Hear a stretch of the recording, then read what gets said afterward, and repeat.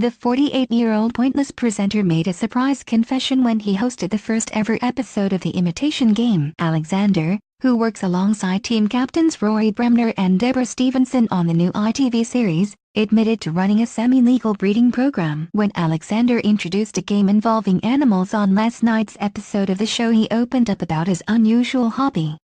As one or two of you may know, I've been running a secret semi-legal, selective breeding program in my home laboratory, he began. I've been running a secret semi-legal, selective breeding program in my home laboratory. Alexander Armstrong, TV presenter. Yes, I've been creating a rare collection of animals of celebrity hybrids. As the aunts burst into a fit of laughter, Alexander added, "Now I know that sounds like a hideous violation of all the laws of nature and morality, and I guess it is. But on the other hand, it's great fun, and some of my creations I'm delighted to reveal to you this evening. For example, Mel Gibson." Suddenly a crossover between Mel, 62, and an orangutan flashed up on the screen before several other pictures were shown to the crowd. Of course, Alexander's comments were meant in jest as a way of entertaining his studio guests and seemed to go down a treat. The incident occurred after Alexander spoke about hosting the Imitation Game, which sees top impressionists compete in a range of challenges. He added, "It has got such charm."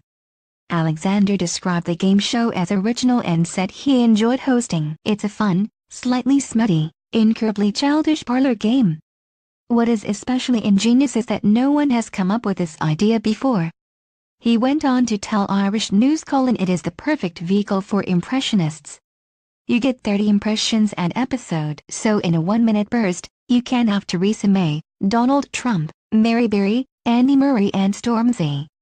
No one has had to spend 3 hours in makeup. It's dish after dish of treats." Asked how he found working with some of the greatest mimics and comedians, he replied, "It's been such a joy. When I'm sitting in the host seat, there are only 4 impressionists with me. But I've got 600 voices to choose from. You can hurl voices at them without warning, and they can do them on a sixpence.